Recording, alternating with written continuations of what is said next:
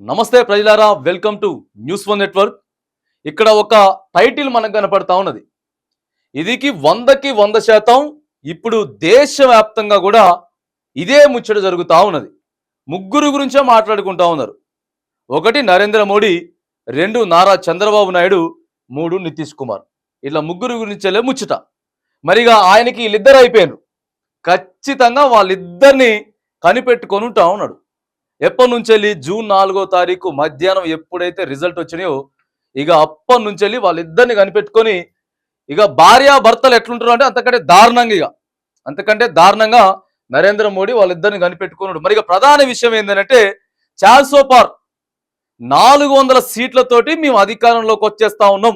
100% BJP సర్కార్, నరేంద్ర మోడీ సర్కార్ అధికారంలోకి మూడవసారి వస్తా ఉన్నది. 3.0 అని చెప్పుకున్నటువంటి నరేంద్ర మోడీకి పెద్ద షాక్ తగిలింది. ఎంత షాక్ అంటే మామూలు షాక్ కాదు. గతంలో 303 సీట్లు కేవలం వాళ్ళ సొంత పార్టీకి కైవసం చేసుకొని రైట్ మోడీ సర్కార్ అని చెప్పేసి చెప్పుకున్నారు. అంతకు ముందు 282 సీట్లు వచ్చినాయి. అధికారం చేపట్టిండు నరేంద్ర మోడీ, ప్రధానమంత్రి అయింది 2 సార్లు కూడా. ఇక ఈసారి ఎవ్వరు ఊహించినంత రీతిలో మేము అయోధ్యలో రామ మందిరం కట్టేసినాం, ట్రిపుల్ తలాక్ రద్దు చేసేసినాం, ప్రధానంగా ముస్లింల రిజర్వేషన్లు తీసేస్తా ఉన్నాం. మేము అధికారంలోకి వచ్చుడుతోటే ఫస్ట్ ముస్లిం రిజర్వేషన్లు రద్దు చేయడానికే సంతకం పెడతానని చెప్పి విర్రవీగి ఇవాళ ఎన్నికల్లోకి పోతే ఏమైంది? 272 సీట్లు రావాలి, 242 సీట్లకే పరిమితం అయిపోయాడు. ఇప్పుడు ఏంది ముచ్చట? ఆడ ఇండియా కూటమి బలంగా, గతంలో ఇండియా కూటమి కేవలం 130 స్థానాలకే పరిమితమైతే ఈరోజు 235 స్థానాలకి పరిమితమైంది. అంటే దాదాపుగా 100 నుంచి 105 స్థానాలు ఇండియా కూటమికి పెరిగింది.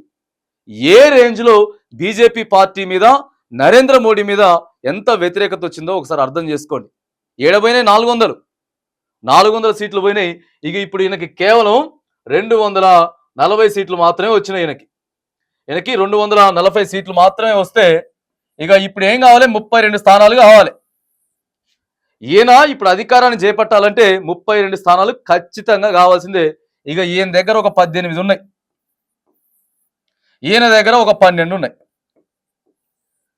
వీళ్ళిద్దరూ ఈయనకి మద్దతు ఇస్తేనే ఇవాళ ప్రధానమంత్రి అవుతాడు. లేకపోతే వీళ్ళిద్దరు కనుక కొద్దిగా అటు ఇటు అయ్యి రాహుల్ గాంధీకి, ఇండియా కూటమికి ఇస్తే మాత్రానికి మొత్తం తారుమారయ్యేటటువంటి పరిస్థితి ఉన్నది.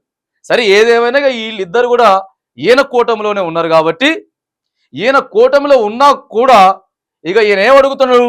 ఖచ్చితంగా మాకు స్పెషల్, వాళ్ళకి కావాల్సినటువంటి హోదా ఏదైతే ఉన్నదో, ప్రత్యేక రాష్ట్ర హోదా ఏదైతే ఉన్నదో మాకు కావాలని చెప్పి అడుగుతున్నాడు. తర్వాత 3 కేంద్ర మంత్రి పదవులు కావాలంటున్నాడు. ఒక మంత్రి పదవే ఇయ్యరు. ఈయన 3 మంత్రి పదవులు నాకు కావాలంటున్నాడు. ఇక విశాఖ పోర్టు అది ఇది మొత్తం తీసుకొచ్చి ఈయన ముందు పెడితే సచ్చినట్టు ఇత్తా అని చెప్తున్నాడు.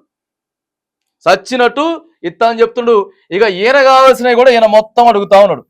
ఇప్పుడు వీళ్ళిద్దరు ఎట్లా చెప్తే నరేంద్ర మోడీ అట్లా వినే పరిస్థితికి వచ్చింది లాస్ట్కి. ఇక ఈ 5 సంవత్సరాలు కూడా ఒకవేళ 9వ తారీఖు ప్రమాణ స్వీకారం చేసి నరేంద్ర మోడీ చెప్పినా కూడా ఇప్పటి నుంచి మోదీ సర్కార్ లేకపోతే బీజేపీ సర్కార్ అనడానికి లేదు. ఈ 5 సంవత్సరాలు కూడా మనం ఏడ చూసినా కూడా ఎన్డీఏ సర్కార్ అని పిలవాలే తప్ప నరేంద్ర మోడీ సర్కార్ అని పిలవడానికి లేదు. ఇగో లాస్ట్కి ఆ పరిస్థితికి తెచ్చుకున్నాడు మోడీ. ఆ పరిస్థితి తెచ్చుకుని 5 ఏళ్ళు కూడా వీళ్ళిద్దరు ఎట్లా చెప్తే అట్లా వినాల్సిందే. వీళ్ళిద్దరూ ఎట్లా చెప్తే అట్లా ఖచ్చితంగా వినాల్సిందే. వీళ్ళు కొద్దిగా అటు ఇటు అయ్యారంటే మాత్రం మళ్ళీ ప్రభుత్వం కూలిపోద్ది. ఆడ సెంట్రల్ గవర్నమెంట్లో ప్రభుత్వం కూలిపోద్ది, నరేంద్ర మోడీ ఫెయిల్ అవుతాడు. అంటే చూడండి, దేశ ప్రజలు ఎంత విఘ్నతతో ఆలోచించారంటే, ప్రతిపక్షంలో ఆడ పార్లమెంట్లో కూర్చుంటే 235 మంది ప్రతిపక్షంలో కూర్చుంటారు. వీళ్ళు ఓ మహా అయితే 20-30 మంది ఇక కావాల్సిన సీట్ల ప్రకారం ఆడ కూర్చుంటారు. ఇన్ని రోజులు వాళ్ళు 100 మందే ఉన్నారు, వీళ్ళు 300 మంది ఉన్నారు. అప్పుడు ఇష్టం వచ్చిన నిర్ణయాలు తీసుకోవడానికి అయింది, కానీ ఇప్పుడు ఇష్టం వచ్చిన నిర్ణయాలు తీసుకోవడానికి లేదు. ఆచితూచి జాగ్రత్తగా అడుగులు వేసుకుంటూ పోవాల్సినటువంటి పరిస్థితి నరేంద్ర మోడీకి వచ్చింది. నేను రాజ్యాంగాన్ని రద్దు చేసి పడేస్తా, లేకపోతే ముస్లిం రిజర్వేషన్ రద్దు చేసి పడేస్తా, సంతకం పెట్టేస్తా అంటే కుదరదు. ఇక 100% అవతల రాహుల్ గాంధీ టీం కూడా ఒప్పుకోవాల్సింది. ఇగో ఆ పరిస్థితికి వచ్చింది. ఆ పరిస్థితికి వచ్చింది కాబట్టి ఇక వీళ్ళిద్దరు ఖచ్చితంగా ఇక భార్యాభర్తలు ఎట్లయితే ఉంటారో ఖచ్చితంగా ఈ 5 సంవత్సరాలు కూడా ఉండాల్సినటువంటి పరిస్థితి మన భారతదేశంలో నెలకొన్నది కాబట్టి మరి ఇక ఆయనకిద్దరు అనేది మాత్రం కంపల్సరీ ఒకరు లెఫ్ట్ ఒకరు రైట్ నేసుకొని నరేంద్ర మోడీ 5 సంవత్సరాలు ప్రయాణం చేయాల్సిందే. ఇక ఖచ్చితంగా ఇట్లనే ఈ భారతదేశం 5 సంవత్సరాలు నడిచేటటువంటి పరిస్థితి మనకు కనబడతా ఉన్నది.